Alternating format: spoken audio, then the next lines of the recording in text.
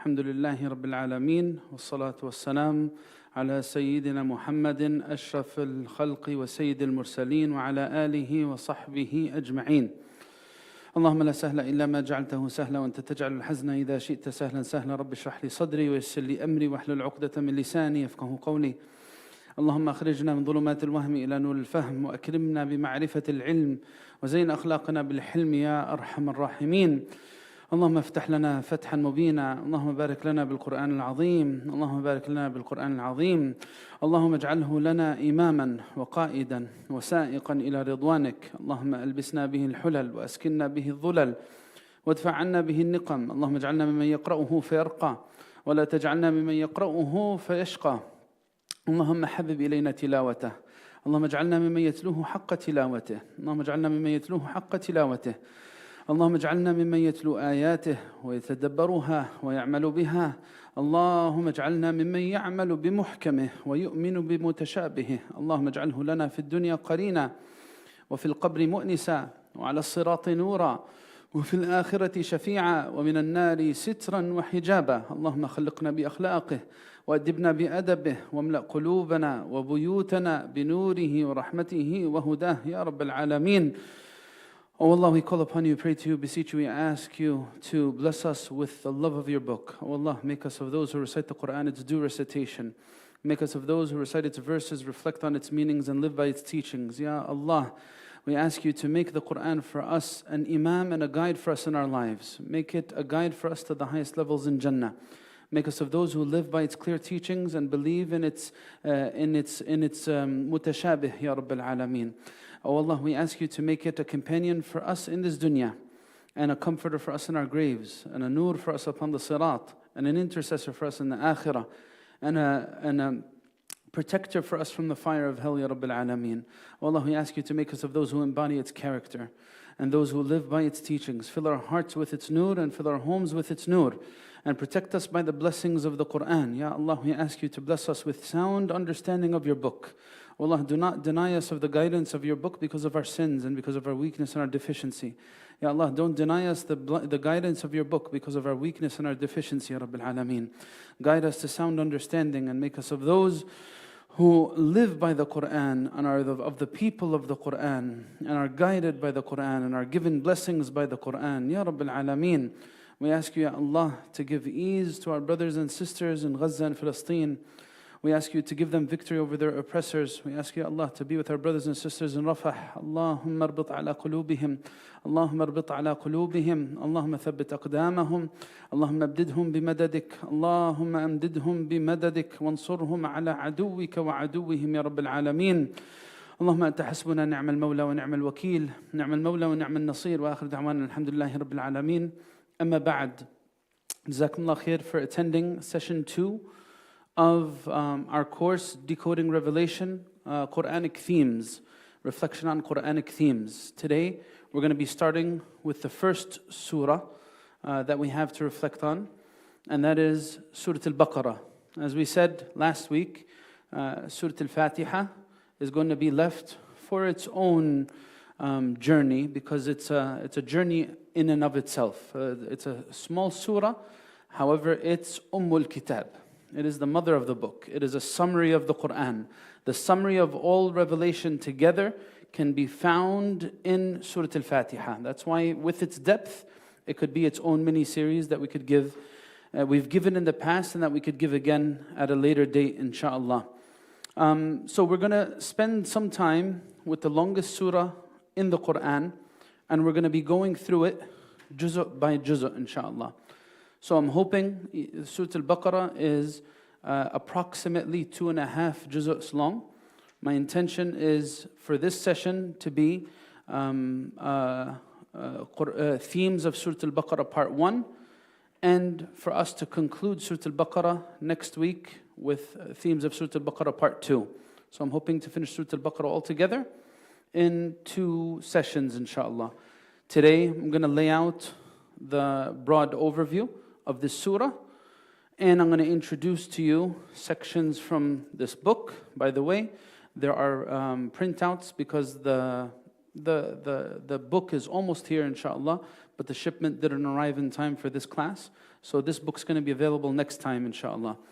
You could see the papers on the brother's side. They're somewhere. There's a bunch of printouts. If you don't have it, you could get it from one of the brothers, inshallah. And I think there's a lot of copies on the sister's side too, for the first few pages that go over Surat Al-Baqarah. It's a nice book. As I said, it's called The Endless Banquet.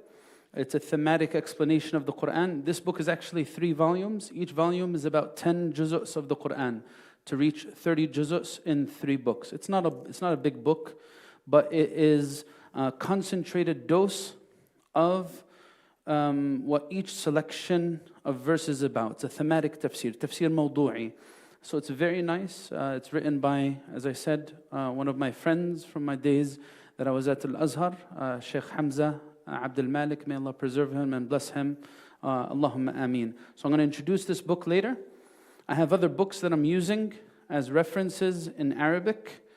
One of them is an early reference in this field that we introduced last week. It's called the Ilm al-Munasabat, or Ilm Tanasub al-Suwar wal-Ayat. There's nothing being conjured or made up here on my own, I promise you. It's being taken from the teachings of our predecessors. So this science is called the science of the relations between verses and chapters.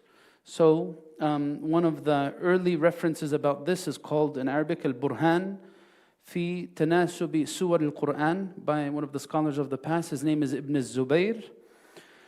And there's a longer text, several volumes, that follows this thematic approach as well. It's called Nazm al-Durar by Al-Baqarah, but I'm not going to be using that because it's too long. And the other reference I'm using in Arabic is a modern one. Again, I included some Arabic books last week in the chat and some Arabic references. I'm going to include some more this week. This one is called At-Tanasub Bayn As-Suwar Fil Muftatahi Wal Khawatim, by one of the great scholars of Arabic language in the modern day, and he's also a scholar of Quran. His name is Dr. Fadl Assam al-Ra'i, very known, reputable resource for anyone who knows Arabic. His name is Dr. Fadl Assam al-Ra'i. Anyway, I'm going to take that information and translate it for you in English. Bi'idhnillahi ta'ala. We have from now until Salat al-Maghrib a good hour, inshaAllah. So we pray that Allah subhanahu wa ta'ala blesses this journey, makes it sincere for Him, and gives us sound understanding by the blessings of sincerity. Gives us access to the Quran, meaningful access that'll help us become better people. Like we said, the whole idea here is to build a meaningful relationship with the Book of Allah. And that's something that needs thought, because the Quran is a book of depth. Yes, the Quran is accessible to all. However, there are layers of access. And the more the one gains these tools that our scholars taught us, the more depth the person will be able to gain from the Book of Allah, because the Quran has no end in terms of its gems. Bahrul la sahila lah, a sea without a shore. Now, in the very beginning, I want to give you guys a few things about Surat Al-Baqarah. Obviously, it's named after a story. In Surat Al-Baqarah, I'm going to go over this story later on. It'll give us guidance on what this surah is about, the central theme. There's a reason why. Allah Azza wa Jal, إِنَّ اللَّهَ لَا يَسْتَحِي أَن يَضْرِبَ مَثَلًا مَا بَعُوضَةً فَمَا فَوْقَهَا. Allah Azza wa Jal gives people examples. And these examples are for the purpose of reflection. And Allah does not shy away from giving examples even in the most humble of His creations, like a gnat, or a fly, or a mosquito. Allah gives examples of all these different creations of His. And there are so many profound things to reflect on in even the smallest organisms that are in existence. This is something that Allah wants us to think about. So the Baqarah is central to understanding what Surah Al-Baqarah is about. We'll come to it later. Before getting into that, what are the other things I should know about this surah? Well, first off, it's a surah that starts off with what? What does it start off with? By the way, it's going to be very useful for you to have a Quran in front of you. Either if you can understand Arabic, then have a translation. If you can understand Arabic, you're going to need the Quran in front of you because we're going to be going through page by page in the second half of this talk. So anyway, it starts off with Alif Lam Mim. What do we call those? What do we call those? Al-Huruf al-Muqatta'a, or the disjointed letters. These disjointed letters are found in several surahs of the Quran. All of these surahs, pay attention to this is something they say in Ulum al-Quran. All of the surahs that start with disjointed letters were revealed in Mecca, except for two surahs. Surah Al-Baqarah and Surat Ali Imran. They are the only two surahs that start off with disjointed letters that were revealed in Medina. Now, knowing when it was revealed is of optimal importance, very high importance for me to know where Surah Al-Baqarah was revealed. It was revealed in Medina by consensus. There's no dispute about that. The disjointed letters, well, this is usually a feature of Meccan revelation. The only two exceptions are, which ones? Baqarah and Ali Imran. Now, what does Alif Lam Mim mean and all those details? That's not something we're going to go into because then that's going into tafsir. This is not a class on tafsir, right? However, there's a reason why you find Alif Lam Mim mostly in Meccan revelation. Meccan revelation is all about the gut punches, right? Those word-piercing phrases that penetrate the hearts of people. That's what Meccan revelation is about. Why? It's all about establishing Iman in Mecca. It's all about establishing Iman in the hearts of people. That's why you'll find the wording in the Meccan revelation more direct, more succinct. The verses are smaller. The language is powerful. Oaths, Mecca. Kalla, which is a strong negation, Mecca. Alif Lam Mim, which is this wording, when you hear it, you automatically think, hey, what's that? I want to pay attention to that. I've never heard something like that before. Hey, that's going to grab my attention. And that's actually one of the meanings behind these disjointed letters, to grab the attention. Allah reels you in by this expression that is not common to our communications. It's not common to our communications. He reels you in, and then He tells us something that's usually related to the Quran. Pay attention. If you look at the disjointed letters from beginning to end of the Quran, you will find in the vast majority of those situations a reference to the Quran in the following verse. Proof, Alif Lam Mim, ذَلِكَ الْكِتَابُ لَا رَيْبَ فِيهِ. Alif Lam Mim, that is the book, therein which is no doubt. Right? Another example, Qaf wal-Qur'an al-Majid, Sad wal-Qur'an dhi-dhikr, Hamim wal-Kitab al-Mubin, and so on and so forth. Ta, Sim, Mim, tilka ayatul kitab al-Mubin. Alif, Lam, Mim, tilka ayatul kitab al-Hakim, and so on and so forth. These are different surahs of the Qur'an. I just gave you a rapid, now it's not always the case, but it's the vast majority of it. What's an example of something that doesn't fit under that? Alif, Lam, Mim, Allahu la ilaha illa huwa al-hayyul qayyum. Noon wal qalami wa ma yasturun. That's not directly speaking about the Quran, but those are the exception. Everyone following along with me? So, now I know how Surah Al-Baqarah starts. What else do I need to know about Surah Al-Baqarah? There was a prayer in the end of Surah Al-Fatiha that was answered in the detail of Surah Al-Baqarah. What's this prayer in the end of Surah Al-Fatiha? Ihdina as-sirat al-mustaqim. Oh Allah, guide us to the straight path. And they mention, I'll read to you selection here from one of the references I have. They mention, if you examine carefully, Allah will tell you in Surah Al-Baqarah, in elaborate detail, the features of the straight path and the things that deter from that straight path. Again, this is a very, this content, I would really advise, if you're trying to stay following along, take notes. Because there's a lot of content and it's easy to forget this stuff. This is not like heart softeners, motivational talk or something like that.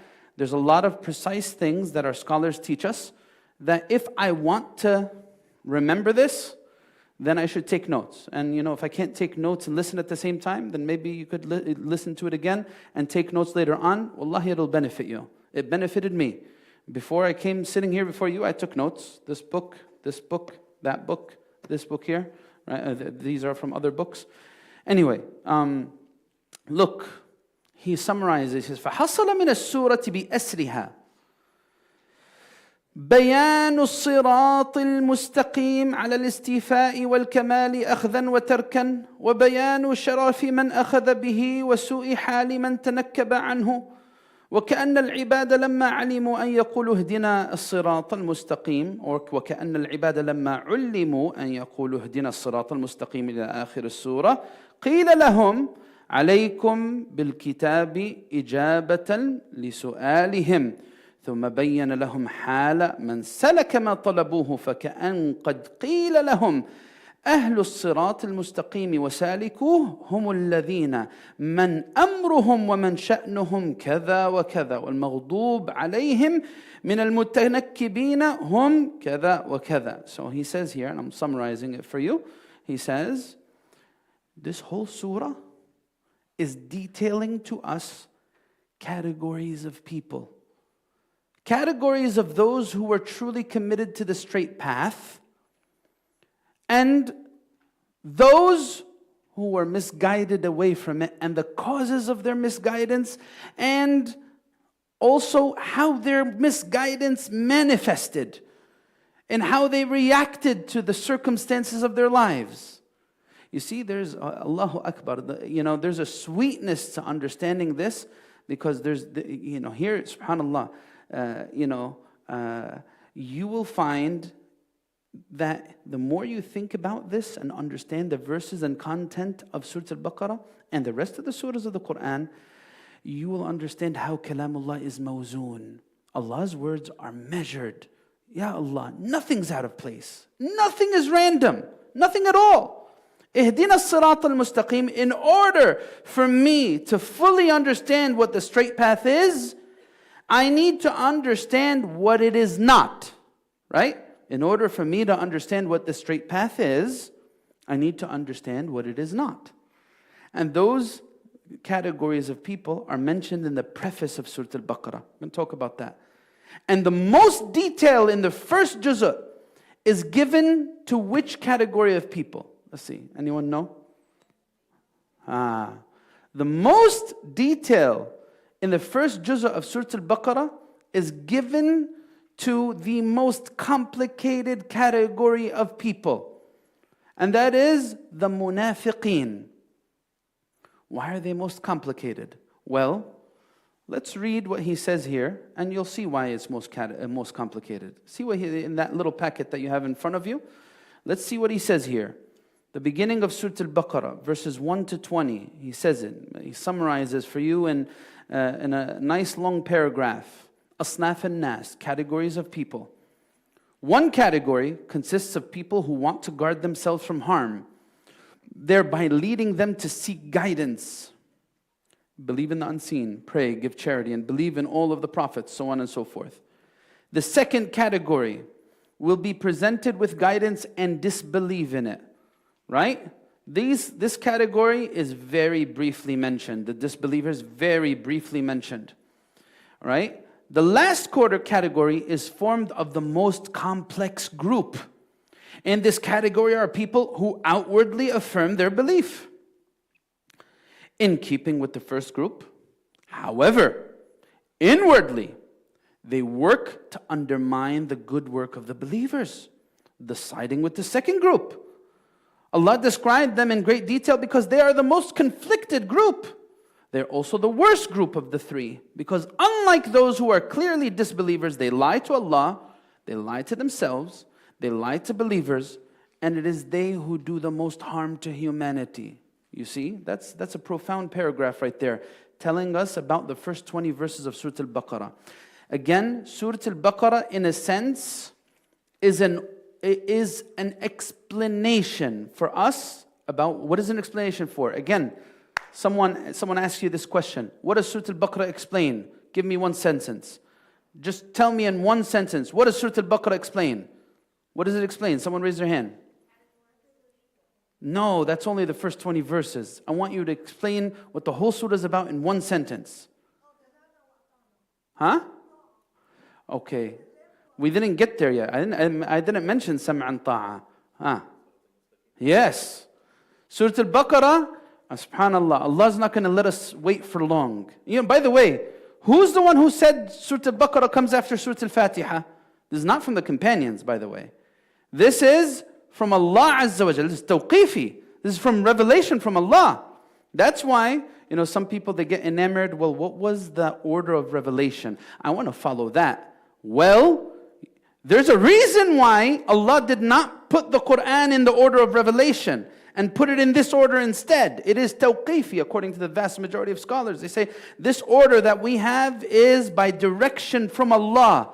Allah didn't let us wait long. You want to know what Surat al-Mustaqim is? Okay, here you go. Here's the longest surah in the entire Quran explaining to you what this straight path is all about, right? That's the quick answer to what Surah Al-Baqarah is about. And then we're going to get to what the sister said, sam'an ta'a, straight path. Well, the feature and hallmark of the straight path is this thing that this third category of people, the munafiqeen, could not succumb to. They were a people who could not come around to actually surrendering to Allah. They didn't want to listen and obey. They were always rebelling. They were always refusing, rejecting. That's where sam'an ta'a fits. So the straight path and sam'an ta'a, they go hand in hand, right? And this is the difference. This is what leads to the rise of people like Talut and those who believed with him, which is mentioned in this surah, and the demise of people like Bani Israel, which was mentioned in this surah, right? So again, everything perfectly fits together better than any puzzle piece that could come together, right? So that's why we said, like this stuff, again, the Quran is not a mystery. But this stuff needs a lot of thought. There's no way that someone who doesn't give any reflection would automatically know all of these things fit together like that, right? Anyway, let's get into a little bit more detail. So we know Surah Al-Baqarah was revealed where? It was revealed in Medina, as we said. So he says in the beginning here, لما قال العبد بتوفيق ربه اهدنا الصراط المستقيم قيل له ذلك الكتاب لا ريب فيه. It was told to him, hey, you know what? You want this straight path? Here's Surah Al-Baqarah. Here's this book. It'll help save you from all the doubts. You know what? There's something that, you know, if you're someone who becomes very familiar what hypocrisy causes and nifaq causes, you will know that it causes a great deal of insecurity.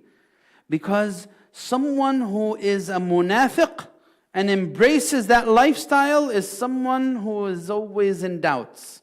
Doubts of himself, doubts of his actions, doubts of people, doubts of Allah. It creates a whole lot of insecurity. And then Allah tells us, you know what? You want to find a way out of that insecurity? ذَلِكَ الْكِتَابِ, it'll erase the insecurity. لَا رَيْبَ فِيهِ. It'll erase all those doubts. What does it tell us as an ummah? You know, there's something special. I don't want to get ahead of myself. There's something special in Surah Al-Baqarah. It gives us a pathway as an ummah to truly be a guided people. Truly be and thereby, if we're a guided people, we will be truly successful in deen and dunya. That truly successful in deen and dunya. That's what guidance will cause. That's what being connected with the Quran. That's why the Quran's our identity. And that's why the hallmark of Ramadan is Quran. And that's why Ramadan is only mentioned in Surah Al-Baqarah. Again, a lot of dense things right there. A lot of things that, if you don't have the contents of this surah, inshallah, by the end of next session, I'm hoping that these things will come together. If you read these sections beforehand and you study them and reflect on them and you understand what this surah is all about, what are the fundamental features in it? Okay, let's take some steps back. What's special about Surat Al-Baqarah? What's special about Surat Al-Baqarah? The first thing, there's a lot of things that are special about it, but I'm going to share with you at least what comes to mind. And again, there's no one who could ever reach the end of what the Quran has to offer. We are all students of the Quran for the rest of our days, right? The first thing that's special about Surah Al-Baqarah is it has the last verse revealed in the Quran according to most scholars. What is this last verse? No, that's in another surah. That's in Surah Al-Ma'idah. The last verse is, and the verse number is, 280. The verse is, وَاتَّقُوا يَوْمًا. Oh, there you go, 281. وَاتَّقُوا يَوْمًا تُرْجَعُونَ فِيهِ إِلَى اللَّهِ. Last verse revealed in the Quran. 1. Okay? Return, remember your return. Right? Remember your return. That's another way you could... The last verse in the entirety of Quranic revelation is giving us a reminder of our ultimate return. You following along? That's the ultimate return, is back to Allah. Right? That's one. Another thing that is special about Surah Al-Baqarah is it has the greatest verse in the entirety of the Quran. And this is by the direct wording of the Prophet sallallahu alaihi wasallam. The Prophet sallallahu alaihi wasallam asked one of the companions, أَتَدْرِي أَيُّ آيِ الْقُرْآنِ فِي كِتَابِ اللَّهِ أَعْظَمُ? Do you know what's the best verse in the Quran? What's the best verse in the Quran? Tell me. Ayatul Kursi. It has the best verse in the entire Quran, speaking about Allah's magnificence and His full knowledge and awareness and His qudra. That's what Ayatul Kursi is generally about. So it has, number 2, is it has the greatest verse in the entire Quran. Number 3 is it has the longest verse in the entire Quran. What is that? Ayatul Dain, the verse on recording debt obligations. Subhanallah. We have Yawm ad-Din, that's our debts to Allah. And then we have Dain, our debts to people. Both of these types of debts are critical if I'm going to be a guided person. I need to be very, very wary. SubhanAllah, isn't it interesting? You know what comes before the last verse? SubhanAllah. You know what comes before that last verse that was revealed of the entire Quran? You know what the selection is, those verses about it? Look in your Mus'haf. Open. Everyone open your Mus'haf. Open your Quran. Verse 281, look at the verses before it. What are the verses before 281 talking about? No, the ones before it are not about collecting debts. They're about what? الَّذِينَ يَأْكُلُونَ الرِّبَا لَا يَقُومُونَ إِلَّا كَمَا. That's at the beginning of the page. I'm talking about verses 270 something. 276. I should get a Mus'haf too. 275. There you go. 275. If you look at that page, Did someone say something? All right, 275, the beginning of the page, is all talking about riba, interest. financial dealings, dealings with people. And then at the end of this page, it's telling me about my ultimate return to Allah. And then comes the longest verse in the Quran about recording debt obligations to people. So we find this verse about the debt that's owed to Allah the day I return to Him, tucked in the middle of the verses about my dealings with people. You see that? Allahu Akbar. You guys see that? You guys paying attention to it? Paying attention to it? You see it? Verse 281 is tucked in the middle of verses all about dealings with people. You find something that's beautifully engineered and tucked in here. Allah is telling us about the dealings with Him and the dealings with people. You want to know what's the hallmark of guidance, feature of guidance? You need to be very, very dutifully committed to filling these two spheres of your existence. Dealings with Allah, dealings with people. You're going to return to Allah and you're going to be asked about your debts to Him. And you're going to be asked about your debts to people. They go hand in hand. Right? It's no random thing that the longest verse in the Quran comes after the last verse in the Quran. You're all following along with me? Everyone following along with me? All right. That's number 3 about what's unique about Surat Al-Baqarah. Surat Al-Baqarah. Now, who can tell me a title that is given to Surah Al-Baqarah that's shared between it and Surah Ali Imran? Huh? Yes, they are referred to as Az-Zahrawan. Surah Al-Baqarah and Surah Ali Imran.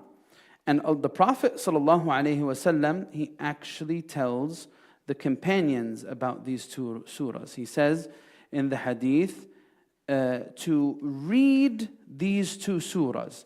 The Prophet ﷺ says in the hadith, اقرأوا الزهراوين البقرة وسورة آل عمران. In another longer version of this hadith, the Prophet ﷺ tells us that these two flowers among surahs will come like a cloud. فإنهما يأتيان يوم القيامة كأنهما غمامتان أو كأنهما غيايتان. The hadith says, right? And they come يحاجان عن صاحبهما. These two hadiths come defending the one who recites them. Subhanallah. That's not random, by the way. Why is Surah Al-Baqarah one of two surahs that are considered the two flowers that will come defending and vying for the one who was a guardian of them? Why? Right? If Surah Al-Baqarah is all about guidance, right? Surah Al-Baqarah is going to come and testify what? Fulan is a guided person. Ya Allah, don't punish him. Subhanallah. This is one of its names that's found in the authentic hadith of the Prophet ﷺ. So this testimony of Surah Al-Baqarah is not empty. Why? Why? Come on. Subhanallah, the more we reflect on the teachings of our deen, we will always find wisdom in them. Right? Out of all of 114 surahs, these two surahs are going to come interceding for the person. Well, why? Is it because they're the longest? Well, that doesn't seem like a good reason. No, it's because, well, at least we didn't study Surah Al-Imran. We're going to leave that for now. It's because Surah Al-Baqarah is all about guidance. And the person who is a true guardian of Surah Al-Baqarah is a person of guidance. And this shafa'ah is going to come on the basis of this person being a guided person. Guys, see it? You see in the connections? So this is the fourth thing that's special about Surah Al-Baqarah. Surah Al-Baqarah is this grand protector from the punishment on the Day of Judgment for the one who was a guardian of it. What else does Surah Al-Baqarah protect from? Huh? Someone said jinn. Explain. Who knows? Well, explain further. What did the Prophet ﷺ say? Surah Al-Baqarah, لا تستطيعها البطلة. Right? And there's another Prophet ﷺ says another hadith, the one who reads the last two verses of Surah Al-Baqarah, they're enough for him for that night. These are two authentic narrations by the Prophet ﷺ. Surah Al-Baqarah is something that those batala, what's batala mean? What does batal mean? Batal means this great courageous person. But batala, the nas, they're losers, right? The people, they're people of falsehood. That's coming from batil, something else completely. Batal is very different than batala, right? Right? Batala here is referring to sahara, right? Those who deal with the people of falsehood, and the jinn, those who engage in the worst kinds of falsehood, right? Those people who have invested themselves in dark forces, right? So this surah is a protector from the influence of the shaitan. And guess what? The shaitan's greatest capital is falsehood. The shaitan's greatest capital is falsehood. The more falsehood has access to me, the more the shaitan has access to me. The more that I am removed from falsehood, the weaker the influence of the shaitan is upon me. And that's why there's a verse in the Quran that says what? Right? لا يأتيه الباطل من بين يديه ولا من خلفه تنزيل من حكيم حميد. Describing the Quran, this Quran is inaccessible to falsehood. Meaning, if I want this good protection from falsehood, satanic influence, or the influence of the jinn, the greatest protection is the Quran, and the greatest protector in the Quran that we know of is Surah Al-Baqarah. Why? Because it's all about guidance and the straight path. You see? You see how things link together? We could find these links endlessly, endlessly, endlessly. We could continue to reflect and find these things that make Surah Al-Baqarah very special. Now, after mentioning those special things in Surah Al-Baqarah, the following thing I want to do with you, so we're done with this.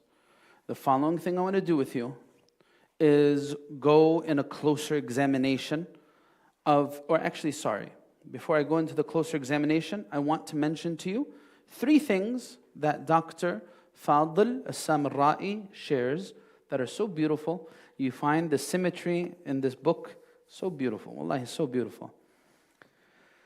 He says, the first point he makes, look at the beginnings and ends. All right? The first point he makes is that the beginning of the surah is telling us about those who believe in what was revealed to the Prophet and what was revealed to before him and what was revealed and then وَبِالْآخِرَةِ هُمْ يُوقِنُونَ الَّذِينَ يُؤْمِنُونَ بِمَا أُنزِلَ إِلَيْكَ وَمَا أُنزِلَ مِنْ قَبْلِكَ وَبِالْآخِرَةِ هُمْ يُوقِنُونَ.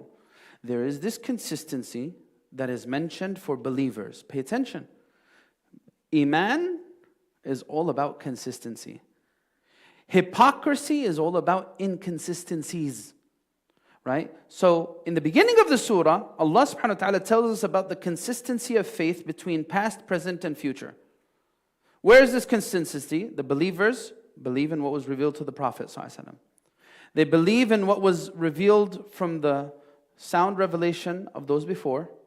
And they are very aware of their ultimate return. Again, and this ultimate return was highlighted in the last verse revealed from the entire Quran, which is in Surah Al-Baqarah, as we said. So this is the beginning. فذكر في أول السورة أنهم يؤمنون بما أنزل إليه وما أنزل من قبله وكذلك في آخر السورة. Right? Let's look at the end of Surah Al-Baqarah. Right? So, what does the end of Surah Al-Baqarah tell us? فقد قال في أول السورة والذين يؤمنون بما أنزل إليك وما أنزل من قبلك وقال في آخرها إنهم آمنوا بالله وملائكته. Right? What is it? آمن الرسول. We're looking at verse 285. What does it say? The Prophet and the believers believe in all what was revealed to him from Allah. They believe in Allah, the angels, the revealed books, the messengers, and they don't distinguish between his prophets. And what do they say? سَمِعْنَا وَأَطَعْنَا. They say, we listen and we obey. غُفْرَانَكَ رَبَّنَا وَإِلَيْكَ الْمَصِيرُ. Allah Azza wa Jal repeated in more detail what was mentioned in general in the very beginning, right? Again, if you don't know what I'm talking about verse 2, or verse 3, I should say. Verse 3. Allah tells us, this book is a guidance for people of taqwa, right? The people of taqwa are the people who will be on this straight path. What describes them? Allah gives us this very general expression. You find this a lot in the Quran, where there is ijmal thumma tafsil. There is this general expression followed by detail.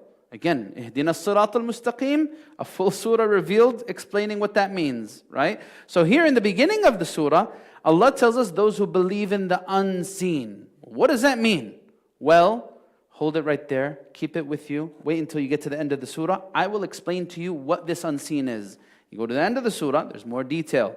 They believe in Allah, His angels, His revealed books, His prophets, and they don't distinguish between the prophets, and they listen and obey, and they know that their ultimate return is to Allah, and they seek His forgiveness. غُفْرَانَكَ رَبَّنَا. There's profound, Ya Allah, this verse 285 has a profound summary in it of a lot of what's spoken about in Surah Al-Baqarah. 285 has a profound summary, right? It has detail and it is a summary, right? So the first verse gives us a very brief glimpse. يُؤْمِنُونَ بِالْغَيْبِ. They believe in the unseen, they establish prayers, and they give, right? So there's this three-dimensional aspect, right? What are the three dimensions that are mentioned in verse 3, right? Can you believe this? You will not find wording like this in the entirety of existence. 3 dimensions mentioned in this 1.5 line long, 1.5 line verse. 3 dimensions? What is this 3 dimension? What are you talking about? I've heard this verse so many times. What are the 3 dimensions? The 3 dimensions, first, is we have the inward realm, right? Al-Ghaib, those things relating to Iman. And then we have the second dimension, is the outward realm in our direct link with Allah, right? Those matters that are directly linked between Salah, right? There's something procedural, outwardly. You pray with your heart?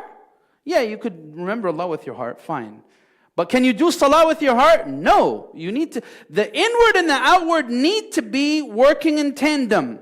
And if the inward and outward are broken off from each other, well, that's what leads to nifaq. That's what hypocrisy is all about. Hypocrisy is all about severing the tie between the inward and the outward. You guys following along with me? Inward and outward cut off from each other. What do we call that? Hypocrite, right? Saying with his tongue what he doesn't really believe with his heart. Doing something that is divorced from what he truly believes, right? That's what nifaq is, right? So, inward and outward, all right? That's iqamat. Then why mimma razaqnahum yunfiqun? Why? Just think about it. Think about why out of all things Allah is saying, and what we have blessed them with, they give. Out of all things. Why didn't it mention something else? Why didn't it mention الَّذِينَ يُؤْمِنُونَ بِالْغَيْبِ وَيُقِيمُونَ الصَّلَاةَ وَيَتْلُونَ الْقُرْآنَ وَيَصُومُونَ رَمَضَانَ أو كذا. Or why doesn't it say any of that? This is referring to the third dimension. And that is my dealings with, well, who's this dynamic between, right?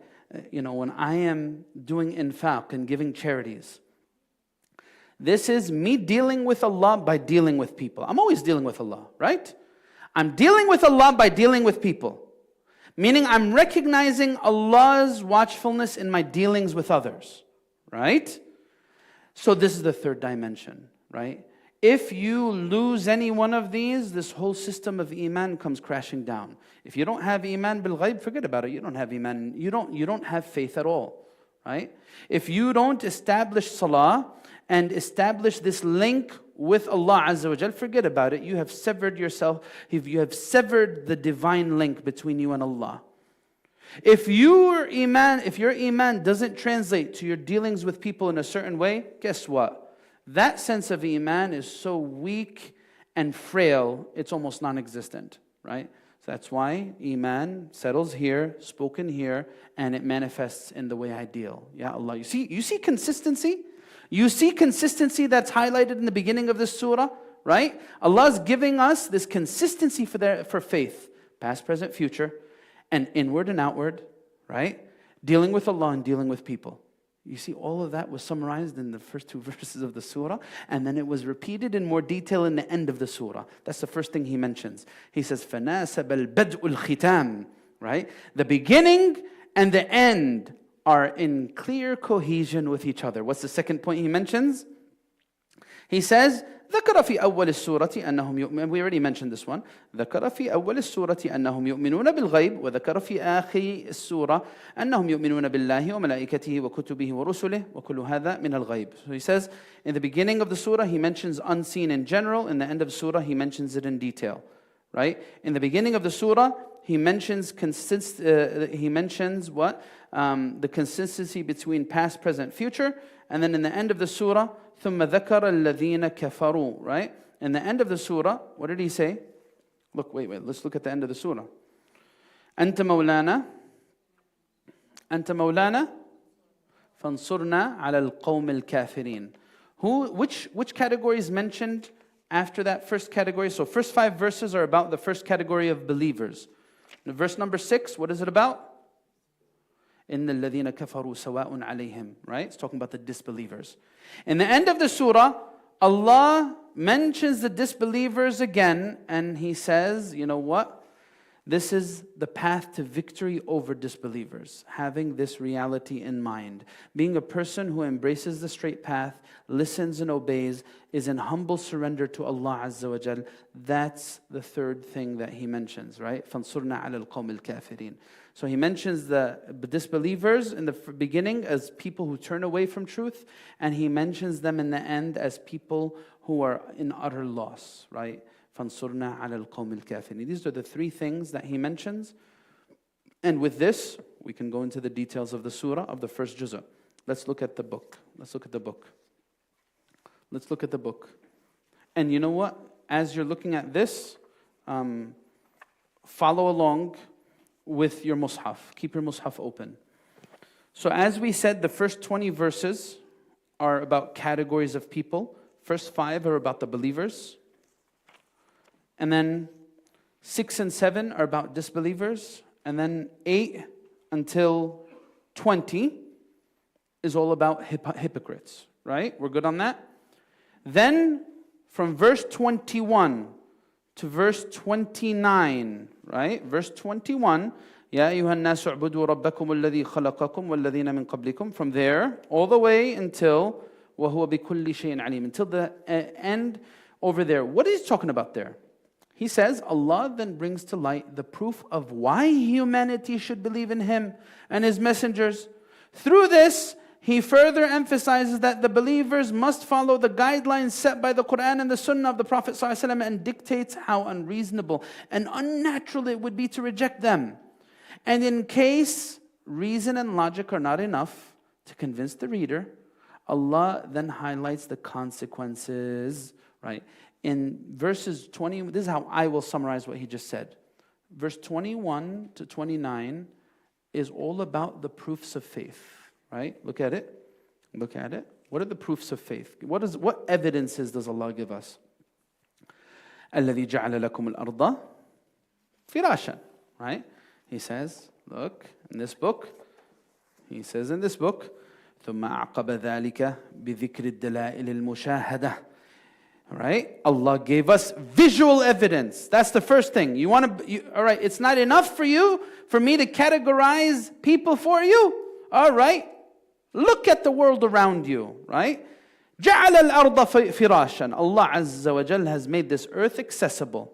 وَالسَّمَاءَ بِنَاءً. And He made this magnificent structure above you that you see, right? From the atmosphere to the universe beyond. Right? Magnificent structure. Right? وَالسَّمَاءَ بِنَاءً وَأَنزَلَ مِنْ. And then from this sama comes وَأَنزَلَ مِنَ السَّمَاءِ مَاءً فَأَخْرَجَ بِهِ مِنَ. Then you find that rain comes down and brings life, and you eat from this life. فَأَخْرَجَ بِهِ مِنَ الثَّمَرَاتِ رِزْقًا لَكُمْ. How can you then make associates, right? Can you make your way to the clouds above to bring the rains down, to give yourselves life? Meaning the means of life are inaccessible to you, right? They're not accessible. They're not in your hands. They're coming from above.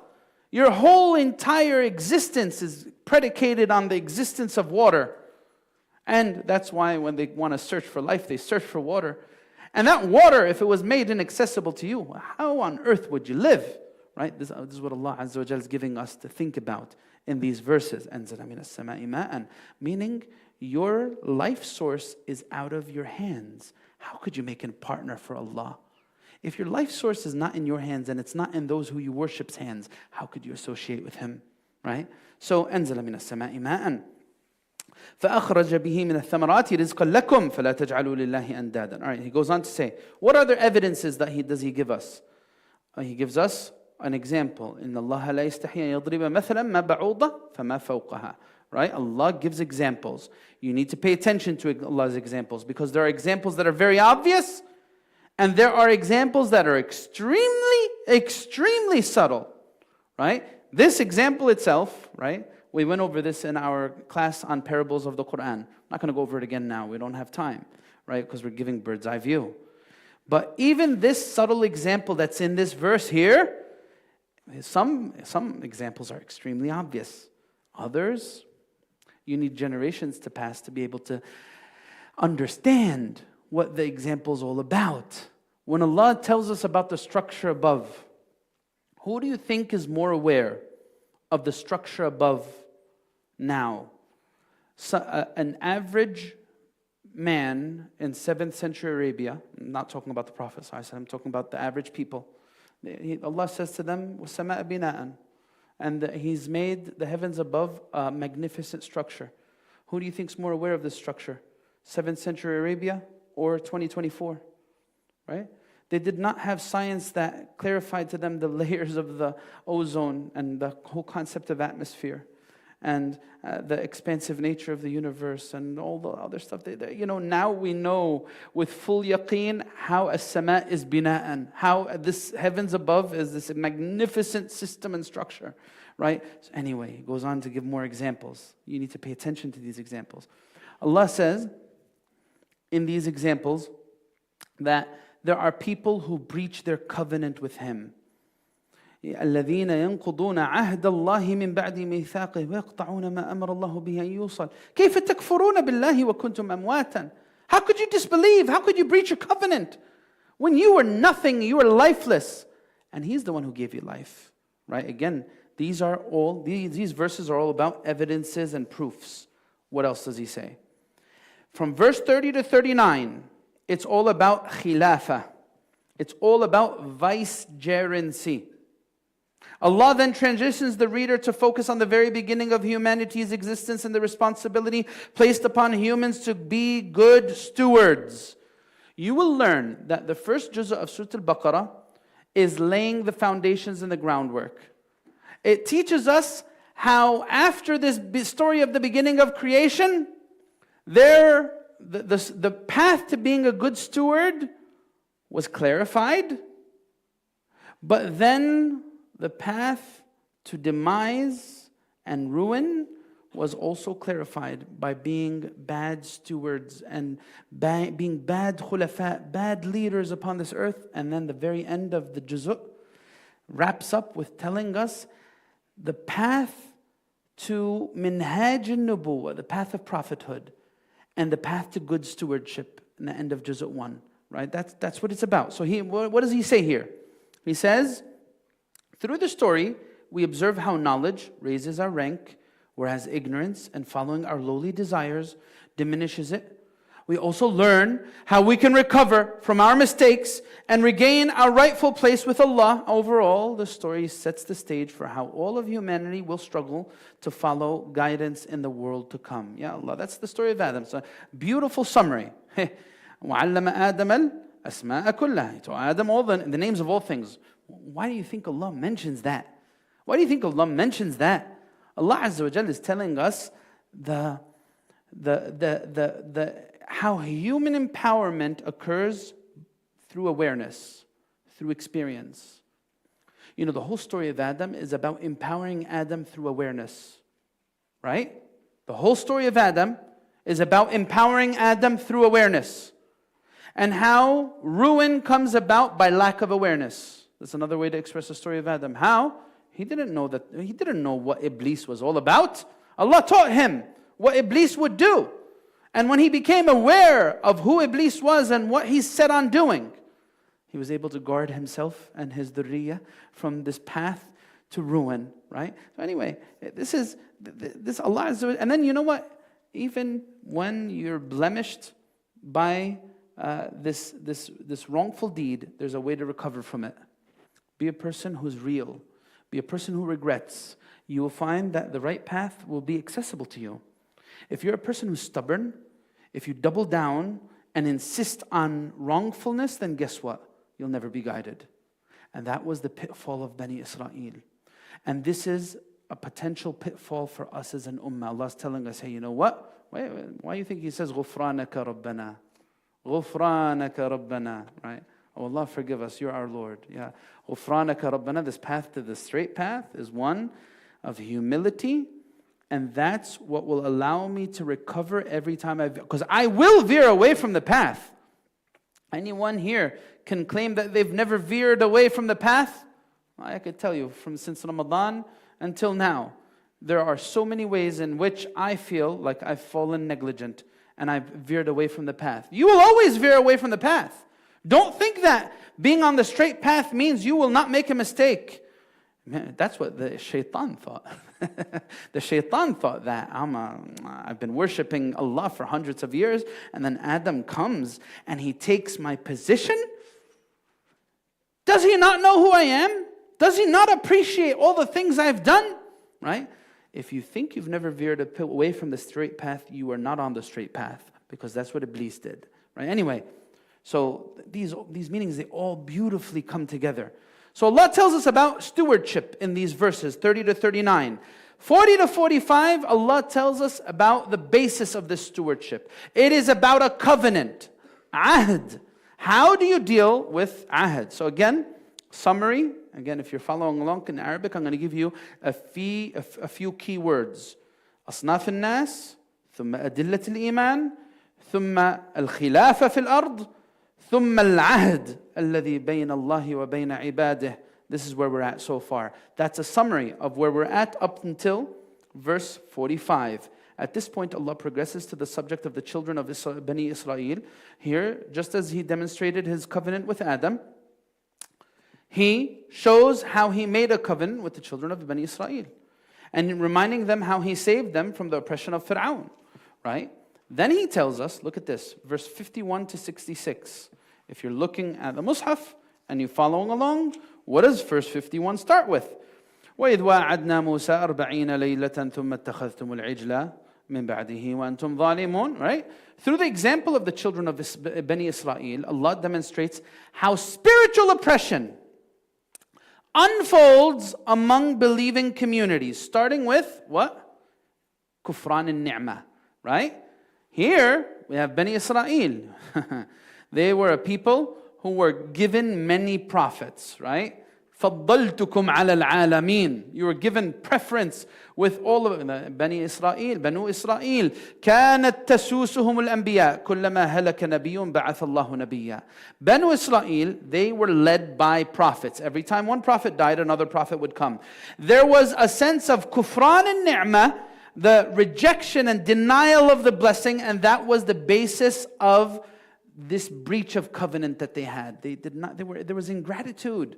Ingratitude for the blessing of worshiping Allah by worshiping the calf, right? That's the first thing mentioned. Ingratitude for food, land, and drink that resulted in the anger of Allah, right? Al-manna was-salwa. They were given food from Jannah, and they said, what? We want lentils, we want onions. We don't want food from Jannah. We want lentils, we want onions. A'udhu billah. That's the blindness that comes along with kufran and ni'mah, right? It leads to this sense of spiritual blindness It's rooted in kibr and arrogance and stubborn defiance. Same thing that Iblis had. Same thing that the shaitan had. They fell into this, right? Ingratitude for the sanctity of monumental sacred rituals such as the Sabbath, right? Inshallah, we're going to be Salat al-Maghrib, in case those who are coming in don't know, is at 8:10 bi'idhnillahi ta'ala. We'll be finishing within 10 minutes bi'idhnillahi ta'ala. So after that, verses 67 to 80. Fast forward, 67 to 80. وَإِذْ قَالَ مُوسَى لِقَوْمِهِ إِنَّ اللَّهَ يَأْمُرُكُمْ أَن تَذْبَحُوا بَقَرَةً. Allah then tells us in these ayat, what? الأسباب والعوامل التي أدت إلى كفران النعمة. Allah follows those ayat by delving deeper into the psychology of ingratitude. The psychology of ingratitude. He describes how excessive questioning was employed by Bani Israel. He then demonstrates how hearts can grow insensitive. Qaswatil qalb, right? We have breach of covenant. We have stubbornness, right? We have kufran and ni'mah, ingratitude. And then we have this qaswatul qalb, this rigidity of the heart. Hearts grow insensitive. Lastly, he shows how some of them intentionally distorted the meanings of revelation. On top of that, they began playing with the words of Allah Azza wa Jal. You find this great sense of hawa, this great sense of whim in the actions of Bani Israel. What were the nata'ij? What were the results of this? The results of this are focused on verse 81 to 93. Verse 81 to 93. If you look in your mushaf, what is that talking about? Verse 81 to 93, it starts off, بَلَا مَنْ كَسَبَ سَيِّئَةً وَأَحَاطَتْ بِهِ خَطِيئَتُهُ. These are the nata'ij. ماذا كانت النتائج لهذه القسوة وهذا النقض للعهد وكفران النعمة? What were the results, right? They began utilizing part of the sacred law and rejecting others. أتأمرون الناس بالبر وتنسون أنفسكم أفتؤمنون ببعض الكتاب وتكفرون ببعض? Do you tell people you enjoin upon them to be good and you forget yourselves? Do you believe in part of the book and reject part of the book? Killing and lying about the messengers who do not support one's lowly desires is hawa, right? They were looking for the prophets to enable them. Why? Because there was this attachment to dunya, only accepting older revelations, learning the truth and then blatantly disobeying it. Sifat man yanqudul ahd ma'allah. What are the attributes, right? The premier attribute is mentioned to us in حب الدنيا, right? He says, أولئك الذين اشتروا الحياة الدنيا بالآخرة فلا يخفف عنهم العذاب ولا هم ينصرون. Those are the ones who bought this dunya at the expense of their akhirah, right?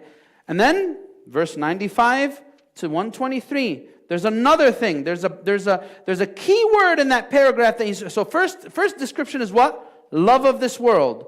Second description is jealousy, right? What he says here in those verses that وَلَتَجِدَنَّهُمْ أَحْرَصَ النَّاسِ عَلَى الْحَيَاةِ. This is still speaking about حُبّ الدُّنْيا. He says, وَدَّ كَثِيرٌ مِّنْ, if I'm looking at verse 109. In verse 109, he says, وَدَّ كَثِيرٌ مِّنْ أَهْلِ الْكِتَابِ لَوْ يَرُدُّونَكُمْ مِنْ بَعْدِ إِيمَانِكُمْ كُفَّارًا حَسَدًا مِّنْ عِنْدِ أَنفُسِهِمْ مِنْ بَعْدِ مَا تَبَيَّنَ لَهُمُ الْحَقِّ. There's this sense of envy. That is the second characteristic of those who breach the covenant. We have love of this world, we have jealousy, and then we have other descriptions that are mentioned here as well. And then distortions of terminology. The very end of the juz' is laid out in verses 124 to 141. Again, those who are entering, inshallah, we're going to pray Salat al-Maghrib in 5 minutes, bidnillah. 5 minutes, we'll pray Salat al-Maghrib. Barakallahu feekum. In verses 124, وَإِذِ ابْتَلَى إِبْرَاهِيمَ رَبُّهُ بِكَلِمَاتٍ فَأَتَمَّهُنْ. What is Allah speaking about in the end of this juz'? مِنْهَاجُ النُّبُوَّةِ وَالْخِلَافَةُ الرَّاشِدَةِ. Right? After speaking about corrupt stewardship. Bani Israel, because of their mindset, they had to go. Just as Iblis, because of his mindset, he had to go. That stubbornness, that toxic worldly attachment, that jealousy, that qaswa of the qalb. Someone who has these characteristics cannot be a true leader and a true steward. It needed to be replaced. Right? What is the path of prophets and what is the path to good stewardship? That's what's mentioned in verses 124 until verses 141 in the end of this juz'ah. Beautifully articulated. There's some things in it that we're going to springboard from next time. When we're going to talk about, there's a reason why change of the qibla. Where's change of the qibla mentioned? Right? That's one of the special things that I could have added that to the list of special things about Surah Al-Baqarah. Right? You could add, how many things did I give you about special things in Surah Al-Baqarah? 5 things. Number 6, it is the surah that tells us about the change of the qibla. Number 7, it is the only surah that has verses about the month of Ramadan. These are 6 and 7, special things about Surah Al-Baqarah. Right? And in this last section, Allah exemplifies what fulfilling the purpose of religious stewardship is all about. Allah lays out the correct blueprint for prophetic stewardship, including what? Building a masjid as a place for people to unite. Right? The path to good stewardship is bringing people together. That's why Ibrahim alayhi salam was what? Was building the Kaaba with Ismail in the end of this first juz'ah. It's about facilitating security and sustenance. It's about implementing intergenerational participation within worship. This is what you see with Ibrahim and his and those after him. And you find this with Yaqub, and so Ibrahim with his sons and Yaqub with his sons. This intergenerational stewardship, right? قَالَ وَمِن ذُرِّيَّتِي. What did Ibrahim say? What did this good steward say? This good leader, immediately when Allah made him a Khalifa and a leader, an example, and He made him an ummah unto Himself, what did He say? قَالَ وَمِن ذُرِّيَّتِي. What's going to happen to those after me? That's how every good steward thinks. How will my actions impact those after me? Right? And then He tells us about establishing religious education and spiritual purification. We need to springboard from these last 2 pages in the first juz'ah of Surah Al-Baqarah into the second juz'ah. And we're going to do this next time. And inshallah, we're in the end of the next session, we're going to tie up this surah with the central theme, right? The mega dose of what we're supposed to be walking away with from all of this magnificent guidance. Bi-idhnillahi ta'ala, by Allah's qudra and His irada, we ask Allah Azza wa Jal to use us and enable us and guide us and bless us with understanding. Allahumma ameen. Jazakumullah khair. Assalamu alaikum wa rahmatullah. Inshallah, we're going to have adhan now and then iqamah immediately after.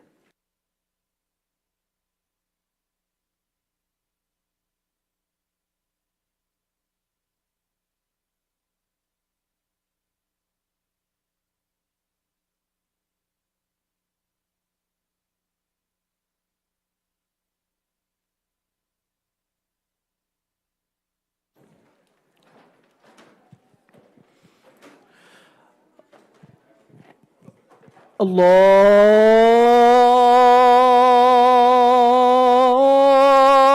Akbar, Allahu Akbar,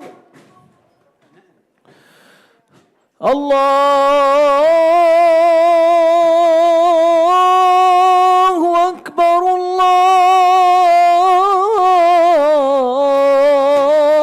Akbar.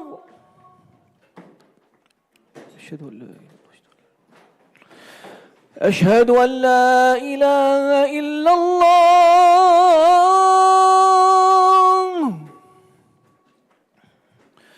أشهد أن لا إله إلا الله.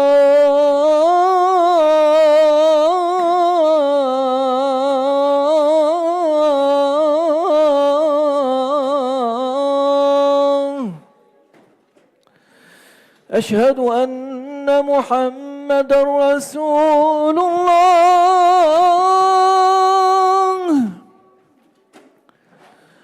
أشهد أن محمد رسول الله.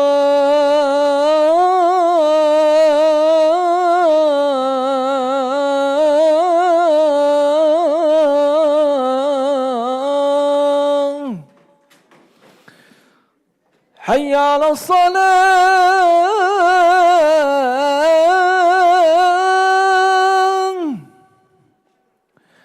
حي على الصلاة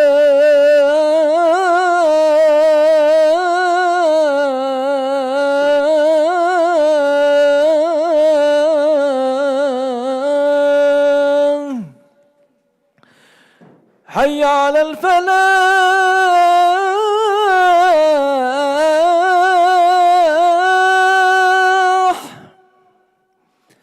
حي على الفلاح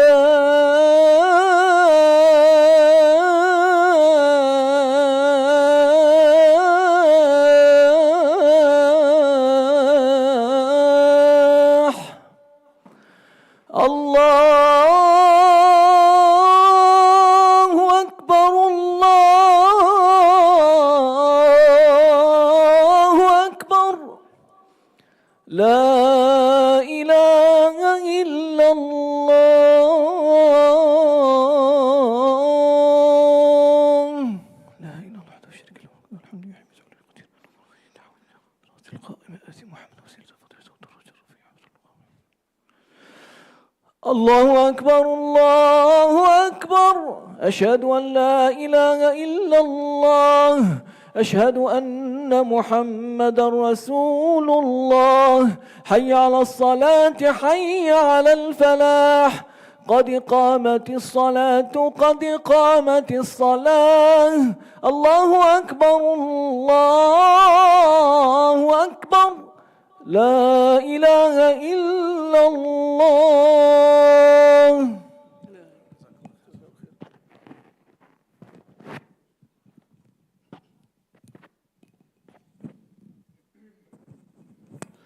لا إله إلا الله. استقيموا يرحمني ويرحمكم الله. الله أكبر.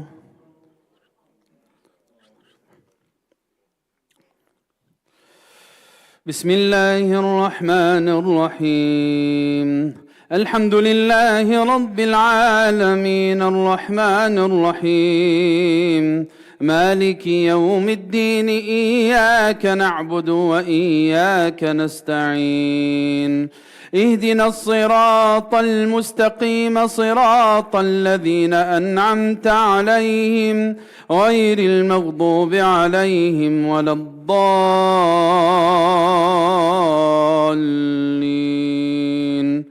آمين.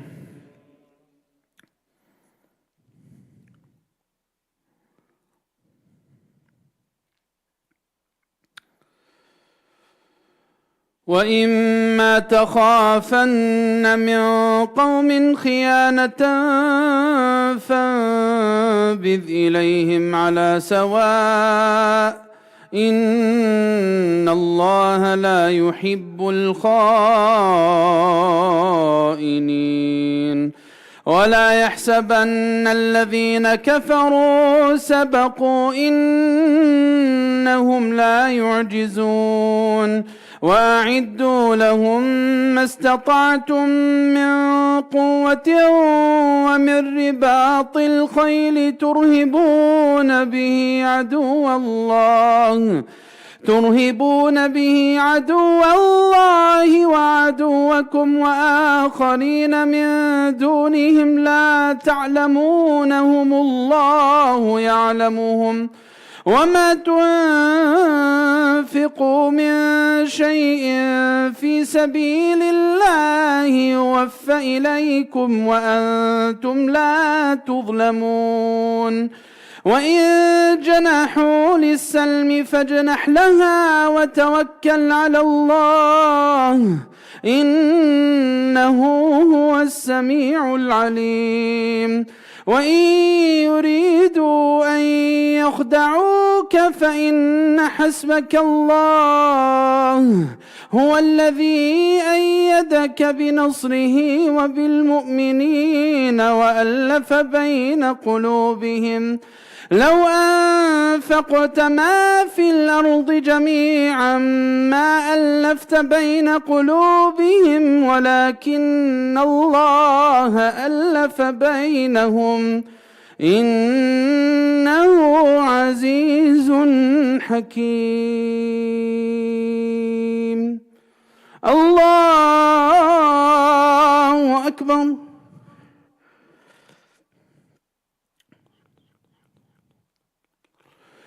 سمع الله لمن حمده.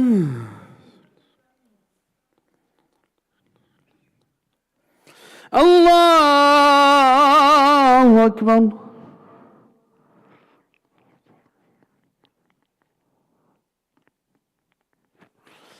الله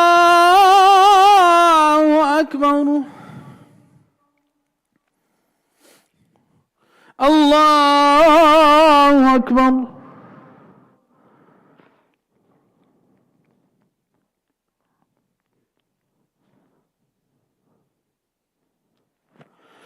الله أكبر. بسم الله الرحمن الرحيم. الحمد لله رب العالمين الرحمن الرحيم مالك يوم الدين.